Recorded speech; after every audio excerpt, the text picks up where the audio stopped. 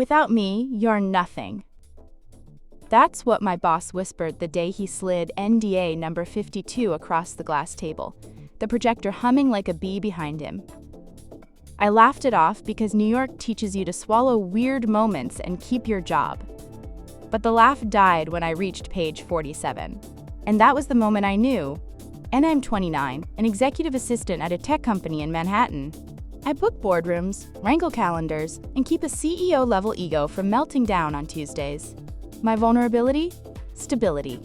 I grew up counting dollars, so a steady paycheck plus healthcare is my personal religion. I wasn't chasing boss romance or any forbidden love drama. I was chasing rent, dental, and a subway pass that still had money on it. That's the honest context. People think assistants fetch coffee and smile. In reality, we memorize passcodes, sense moods from footsteps, and manage secrets like inventory. My desk sits near a floor-to-ceiling window. At night, the skyline throws this cold blue light onto stacks of paper. The smell in our conference room is always toner, peppermint gum, and fresh paper. My hands remember the texture of laser print. Dry, smooth, slightly dusty at the edges. It only got worse from there. NNTHE first. NDA he gave me felt normal. Investors, patents, leaks, all that. Then another, and another. By year 2, I was signing one for each special project. He called them safety nets. HR called them standard. This is for your own good, he'd say, tapping his silver pen against the table until I signed. The pen became a metronome for my anxiety, and that's when the pattern began. NNHE liked late-night emails with vague urgency. Subject lines like, follow up, no CC, or let's keep this quiet. The Slack pings always came after 11 p.m., right as I brushed my teeth in my tiny studio. Delete the thread after, one message said. Another, no need to involve legal. One night at 12:14 a.m. Remember, this is our secret. The phrase sat in my stomach like a stone.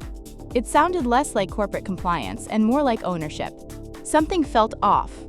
NNTHE public moments were worse. In a team meeting, he joked into his mic, some of us sign more NDAs than marriage licenses. People laughed because people always laugh upward. I pretended to smile while the projector fan hummed, blowing warm air on my wrist. My Starbucks cup tasted burnt. My throat felt tight. I told myself I was being dramatic. You're too sensitive, he had murmured once, all sympathy and schedule pressure. I saved the calendar invite anyway. I save everything. The numbers stacked up, 52 NDAs in 4 years. A neat tower of standard forms with tiny differences in clauses only a tired assistant would miss. The stack lived in a red confidential folder that I slid into the cabinet every Friday. It looked like every other folder on every other desk. Harmless, boring, corporate. I told myself I was lucky to be trusted, and that's what kept me quiet. Then came the 47th page. Different font. A phrase buried between routine indemnifications and a clause about extraneous disclosures. It named me as future spouse, like I was a placeholder in someone's estate plan. I blinked, reread, took a photo with my phone, and immediately deleted it. My palms were sweaty, and the paper felt overly smooth, like it might slip out of my hand and accuse me. I checked the header. It looked like our template, except the date format was wrong. That was the crack in the wall. And then I tried rationalizing. Maybe legal tested language and forgot to revert. Maybe a template glitch. Maybe someone else's document got merged. I emailed myself a neutral note, confirm NDA rev template, and set it to send later in case I chickened out. New York makes you brave and paranoid at the same time. And I needed both. NNTHAT night. I heard the building's HVAC groan as I stayed late with the lights dimmed. I took the red folder, flipped to the page again, and traced the phrase with the cap of that same silver pen. This is insane, I said out loud to an empty room. A janitor's cart rattled past, and I flinched so hard I dropped the pen. I picked it up, noticed the tiny engraving of our company initials, and it hit me. This wasn't sloppy. This was deliberate. And that's when I realized, NNTWO hours later, I got an email from a no-reply alias I'd never seen. FYI, breach equals consequences. No greeting, no signature, just a threat. I smelled bleach from the hallway and old coffee from my cup, and for the first time, The window view felt like a cage with a view. I looked at the stack of NDAs, at the pen, at my badge. Repeating symbols, repeating pressure. This wasn't a compliance story. This was a CEO affair scandal, with paperwork as the leash and I went home, lights off, laptop closed, and lay on my couch listening to the radiator hiss. I kept hearing his voice. Without me, you're nothing. The phrase didn't sound like leadership, it sounded like a promise he intended to keep. Somewhere between the hum of my fridge and the siren on 8th Avenue, I decided I wouldn't be the secret that kept him safe. That was the moment I knew. The next week started with a quick sync that lasted 90 minutes and ended with another NDA printed on bright white paper. He tapped the silver pen like a metronome and said, "Sign so I can protect you." The printer gave off that warm, plasticky smell, and the glass table was cold under my forearms. I asked why the template changed. He smiled like I was cute. "You're overthinking. This is for your own good." That was the second red flag. N and I took the red confidential folder back to my desk and compared headers against old files. The dates, the punctuation, the way our company name was spaced, everything almost matched. Almost. I emailed legal with a harmless question and got a canned reply about standard practice. 10 minutes later, my boss DM'd me on Slack. "No need to clutter legal. We handle ours privately." The word privately made my throat lock. And that's when I realized he was reading my trails. NNTHE anonymous emails got bolder. "Break the chain and we break you." Different aliases. Same rhythm. When I hovered over the headers, they routed through a relay our IT uses for test environments. I'm not a network engineer, but I'm not helpless. I asked a friend in IT, call him Nate, if he could help me check a weird PDF issue. He asked no questions, just raised an eyebrow.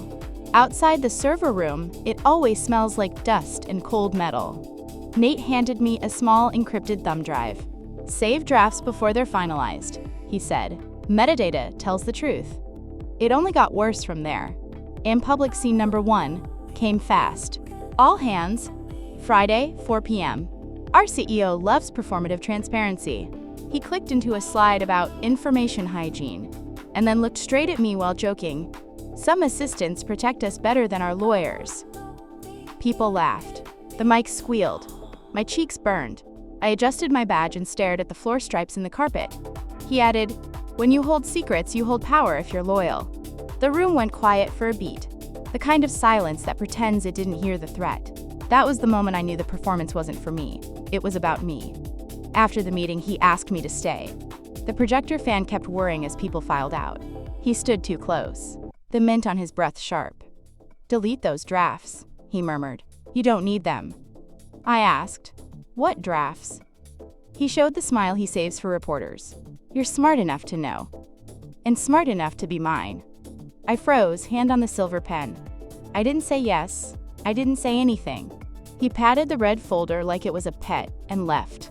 And that's when I realized how calculated the forbidden office power dynamic had become. NNTHAT night at 12:37 a.m. Slack pinged. "Don't raise this." Different alias. Same cadence. The radiator hissed in my studio like a warning. I stared at the message until my eyes watered. Then I screenshotted the notification preview on my lock screen. No company data, just a timestamp. Small, legal, defensible. I put the phone face down and listened to the city traffic smear into white noise. This part still makes me shake. Monday morning, I moved from fear to process. I opened each NDA draft in our document system and exported the version history to the encrypted drive Nate gave me. The metadata showed hand edits from a masked account only admins should use. The future spouse phrase appeared, then disappeared, then reappeared across versions, like someone was testing how visible it might look. That was the moment I knew this wasn't corporate NDA abuse by accident. It was engineered, and in public scene number 2 happened at a product demo with investors. He prefaced a live build by saying, quote, "We keep our best assets off the balance sheet," and he looked at me again. A few people glanced over. One investor smirked like he got the joke. My face stayed still. My hands were shaking under the table, palms damp on the glossy packet. "It's just a joke," he whispered later, tone honey sweet. I said, "I don't think so." He leaned in and murmured, "Without me, you're nothing." Direct quote. Time stamped in my head. That was the moment I chose to stop being polite. Nothing started logging. Nothing sensitive, nothing proprietary. Just behavior. Date, time, room. Who was present, what was said. Toxic workplace culture thrives on fog. I wanted a map. I also started leaving breadcrumbs to confirm my own sanity. I set myself calendar invites titled Template Audit, Policy Cross-Check, Simple and Boring. The goal wasn't drama, the goal was a record. And that's when I realized I had more leverage than fear. NNHE sensed the shift. He sent a favor the following week, tickets to a charity gala to relax. They were placed under the silver pen on my desk, like a gift with conditions. I thanked him, didn't attend, and returned the envelope to his assistant's tray. 10 minutes later, see me. In his office, he said, "Don't embarrass me." I said, "I won't." He said, "Prove your loyalty and stop overreacting." I said, "I'm doing my job." He exhaled through his nose. The air smelled like his aftershave and ego. "You're too sensitive," he said softly. And that's when I knew he'd run this script before. NNTHE next ping came from HR, mandatory refresher on acceptable use and confidentiality. Timing was either perfect or staged. I clicked the HR portal and watched the compliance video drone about integrity while the silver pen rolled against my keyboard. I finished the module, printed the completion certificate, and slid it into the red folder. Not to reassure him. To organize exhibits, NN workplace blackmail only works if you accept the premise that you have more to lose than the other person. I looked at the folder, at the pen, at the encrypted drive tucked in my bag. I still needed my job, I still needed rent, but I also needed to stop pretending this was normal. That was the moment I decided to find a real ally. I found my ally in the least cinematic way possible, at the vending machine. Nate from IT was refilling his Diet Coke stash, and I asked if he had 5 minutes for a weird legal thing. He smirked. That's my favorite genre. I told him, quietly, about the 47-page NDA and the anonymous threats. He didn't look shocked. That was worse. "You're not the first," he said, and that's when I realized the rot ran deeper. NNWE met after hours in a side conference room with the lights dimmed and only the projector glow painting everything blue. The hum of the HVAC was so loud it felt intentional, like cover noise. I slid him the encrypted drive. He plugged it into a quarantined laptop. The cursor blinked for a long time. Then, slowly, lines of metadata scrolled by. Timestamps, account IDs, version edits. One of them matched my boss's personal alias used for board communications. Nate looked up. "He's been editing his own NDAs?" His voice went flat. "That's career suicide," and I whispered, "if anyone believes me." He nodded. "You will if the evidence speaks first." That sentence stayed with me. NNWE spent an hour exporting clean proof. No confidential content, just the version logs, and the lines showing where future spouse had been inserted. The smell of burnt dust from the projector filled the room. My heart raced, my palms slick on the mouse. Nate said, "You want me to run it by HR discreetly?" I said no. HR worked for him, not me. "Then you need a failsafe," he said, "and someone external." He recommended I contact an ethics officer through the anonymous portal. It only got worse from there. Monday morning, the office was too quiet. People spoke in hushed tones, the kind that mean someone knows something. My badge flickered red once before turning green, a glitch that had never happened. My Slack status reset itself to offline. I felt the walls closing in. That was the moment I knew he suspected. And at 3 p.m., he called me into his glass-walled office. I could see my reflection behind him, small, tense, holding that same silver pen-like armor. He didn't sit. "You've been acting distant," he said. "Is something wrong?" I said, "I've been busy." He leaned forward. "I need to know I can trust you." I wanted to laugh. Instead, I said, "You can trust me to do my job." He smiled, but it didn't reach his eyes. "Good, then sign this." He slid another NDA across the desk. "Just procedural." I flipped it open. Page 1 was boilerplate. Page 2 was blank. Page 3. He'd left the signature line empty but written, in pen, "For your eyes only." He watched me read it. "You see, loyalty is beautiful," he said. The fluorescent light buzzed overhead. I smelled his cologne. Too sharp, synthetic. "Without me, this city would eat you alive." Direct quote number 2.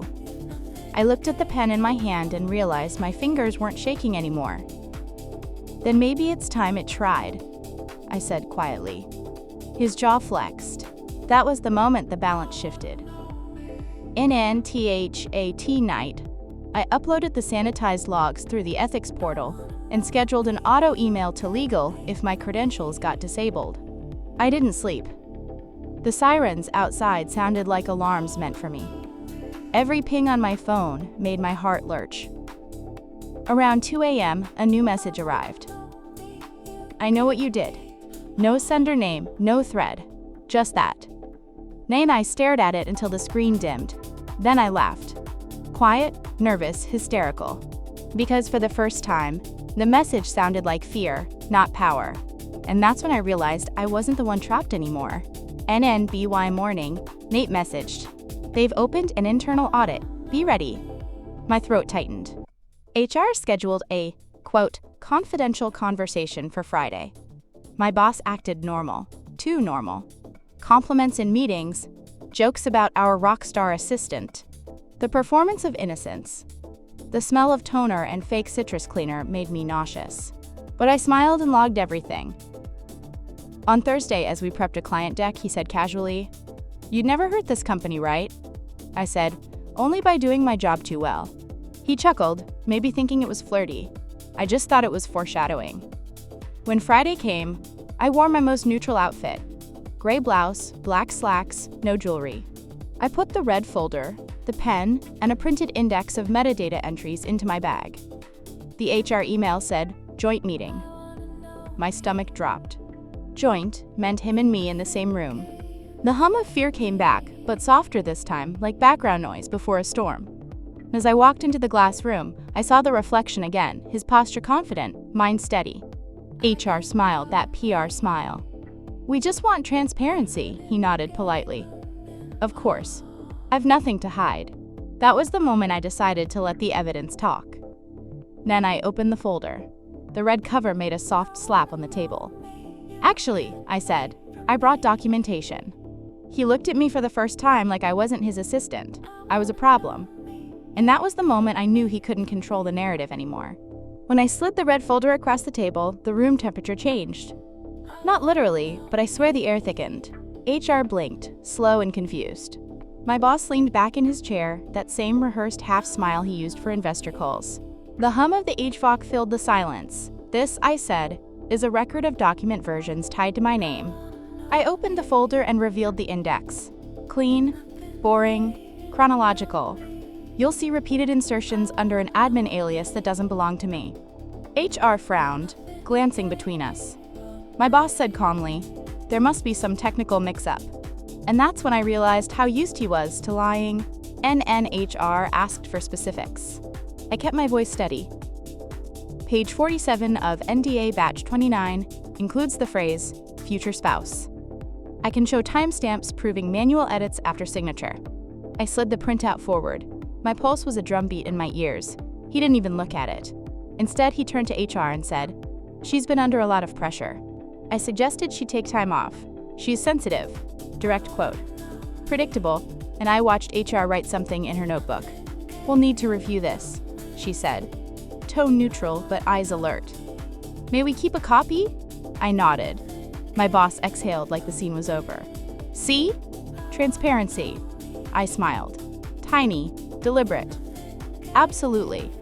I also sent the same packet to legal this morning. NNTHAT was the moment his composure cracked. A flicker.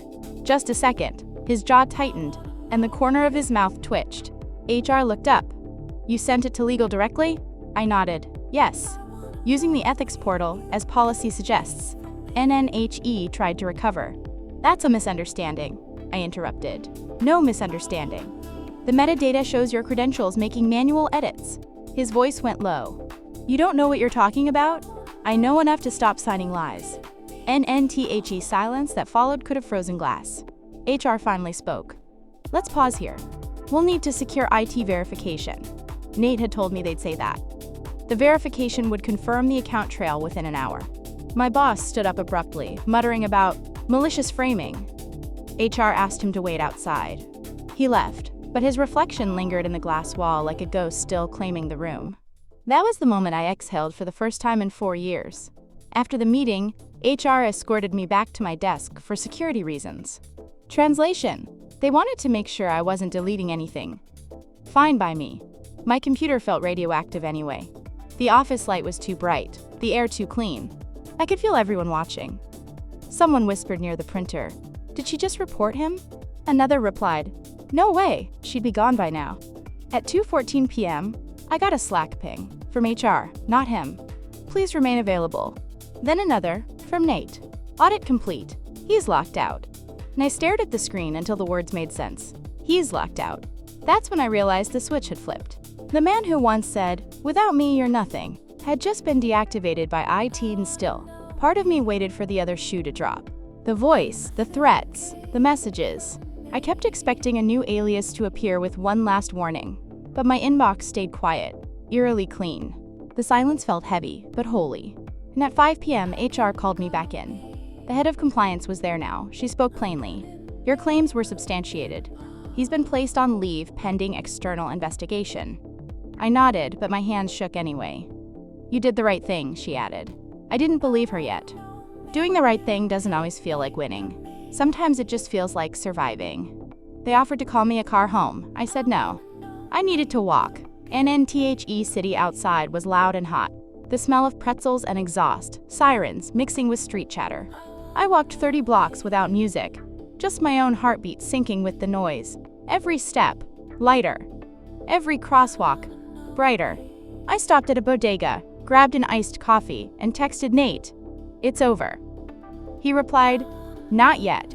HR still has to clean the blood from the data." Typical IT humor. I smiled for real for the first time in months. NERNEEN night. Back in my apartment, I put the red folder, the silver pin, and the flash drive in a small box under my bed. Souvenirs of a War I didn't start but finished. The radiator hissed, just like always. Except this time, it didn't sound like a threat. It sounded like peace. And that was the moment I knew he'd never control my story again. The following week felt like walking through the ghost of my old life. His office was dark, blinds drawn, nameplate still gleaming like nothing happened. HR told people he was on indefinite leave, which, in corporate language, means we're negotiating his quiet exit. Everyone acted normal. Too normal. The Slack jokes, the fake cheer. The smell of burnt coffee and paper reeked of denial. And that's when I realized, corporate silence is louder than any threat. And in BY Tuesday, whispers started. "Did you hear about the NDA mess? She's brave. She's crazy." It depended on who you asked. The power imbalance had flipped, and people didn't know how to process it. Some avoided eye contact. Others, mostly women, gave me small nods in the hallway. Tiny signals of solidarity. The kind that mean we see you, even if we can't say it out loud. That mattered more than HR's rehearsed apology email. Nate called me that afternoon. "They're wiping his credentials from the system," he said. "You officially outlived him in the network." I laughed harder than I expected. He added, "You should take a few days off." I did. I needed to step out of the fluorescent light and remember who I was before all the red folders and silver pens. I went home, cleaned my apartment, and opened the blinds. The city looked different, less like a cage, more like a living thing I could belong to again. The radiator hissed, the traffic hummed, and for once, the noise didn't make me flinch. I brewed coffee that wasn't from the office machine, and the smell filled the room. Real coffee, real morning, no projector hum, no NDA stack waiting for me. That was the moment I felt human again. 3 days later, I got an email from legal. "We've concluded our investigation. Your actions aligned with ethical protocol. Thank you for coming forward." No apology for the threats. No mention of the emotional toll. Just corporate gratitude. But I'll take it. I screenshotted it and saved it next to the metadata folder. Not revenge, just record keeping. Then, out of nowhere, a LinkedIn notification. Name redacted, viewed your profile, him. The audacity. I stared at it for a full minute. My fingers hovered over the block button. Then I clicked it, slowly, deliberately. No message, no warning, just silence. And that was the last interaction we'll ever have. He's gone now, officially, resigned to pursue new opportunities. Translation: legal settlement with NDA number 53. Ironic, right? The man who weaponized silence now trapped by it. HR sent out a memo praising his years of leadership. I didn't reply. I didn't need to. I already had the truth, and the proof. I still keep that small box under my bed. The red folder, the silver pen, the encrypted drive. Not out of trauma, but as a reminder. Every symbol that once made me feel small now represents control reclaimed. The sound of the pen clicking used to mean I'd signed something I didn't understand. Now it means I can write my own story. People on Reddit call it a CEO affair scandal or a forbidden boss obsession. But that's not what it was. It was paperwork, power, and silence turned into a weapon. It wasn't love. It was ownership disguised as mentorship. That's what makes these stories so common and so invisible. Because they hide behind signatures and smiles. Sometimes I still think about the line he wrote, future spouse. The phrase lives rent-free in my head, not because I believed it, but because he did. That's what scared me most, the certainty that his control would last forever. And now, his certainty is gone. Mine is just beginning, and I've since transferred to another company. Smaller, saner, led by actual adults. I review contracts now for a living. Compliance feels poetic. Every time I check an NDA for unusual clauses, I remember the 47th page. Sometimes I smile. Sometimes I shiver. Both are valid. And here's the truth. You don't have to be loud to win. You just have to stop playing by the script they wrote for you. The red folder, the pen, the quiet defiance. That's my trilogy of freedom. Would you risk your career to expose your boss? Or would you stay silent to stay safe?